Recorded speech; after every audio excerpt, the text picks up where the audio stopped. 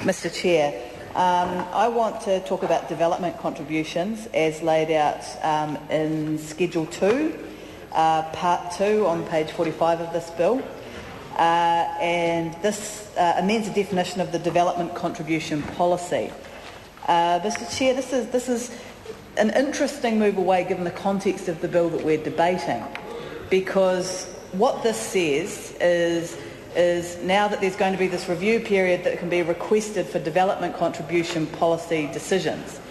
And what we know can happen is that means that developers can put a lot of pressure on councils where they're paying a development contribution levy, where a council has decided, for example, that if a development's going to go ahead in their area, if land is going to be put aside for it, if the council is going to chip in for amenities, then the developer can provide something back to that community in the way of a contribution which, for example, could be used to go towards the provision of affordable housing or social housing in that district, or early childhood centres, as my colleague Clayton Cosgrove has pointed out. And what this sets up is saying that the review needs to take place. It goes through the special consultative procedure, which is a very in-depth procedure in the Local Government Act. It's a procedure that I recently sat through both a judicial review and a Court of Appeal case that the Whakatane District Council took, clarifying what's required under the special consultative procedure, and I'm very pleased to say that the Whakatane District Council ended up being successful in the Court of Appeal in saying that this is a very in-depth procedure that will be required to go through for the review of these development levies.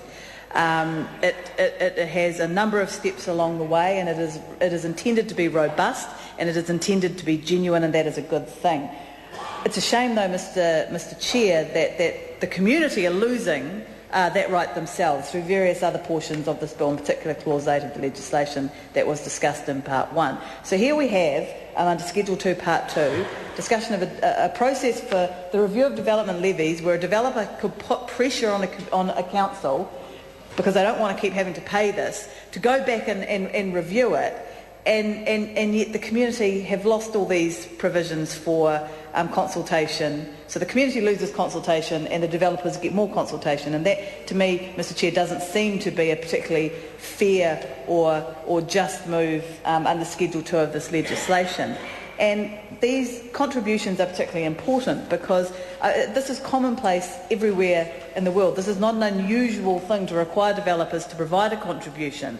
And I refer in particular to where a council may require a portion of a development to be set aside for affordable or social housing, or in lieu of the developer being prepared to do that, a financial contribution being offered which could then go towards the provision of affordable or social housing. Because as we know, Mr Chair, we have a housing crisis in this country, and it seems an incredible shame that where we have these brand new developments going up, that there is no leadership from this government to say, well, what about making sure that part of that development ensures that young families are able to get into their first home, because we know the benefits of home ownership, Mr Chair. We know them very, very well, and we know how difficult it is for young people to get in. So here's an opportunity when we have a new development for a council to be able to put in place a policy or a levy that goes towards assisting people into homes and goes towards housing people who find it very difficult to house themselves because they may be on a very low income, because the cost of living has risen so highly under this government.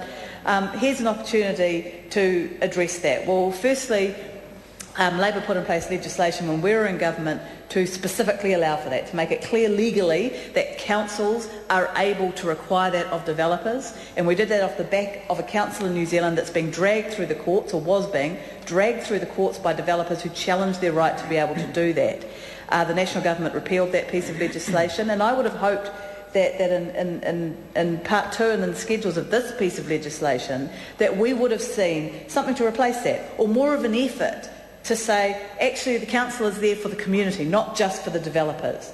And there is nothing wrong with the council saying that all the community should benefit from a development, not just the private companies that are involved in that. Of course they don't like that. And they need to look at the vote in Auckland that happened to see what the community was saying. They don't want corporatisation of these services. They do believe it should be for community benefit Mr Chair. It's a shame that the schedule does not reflect that.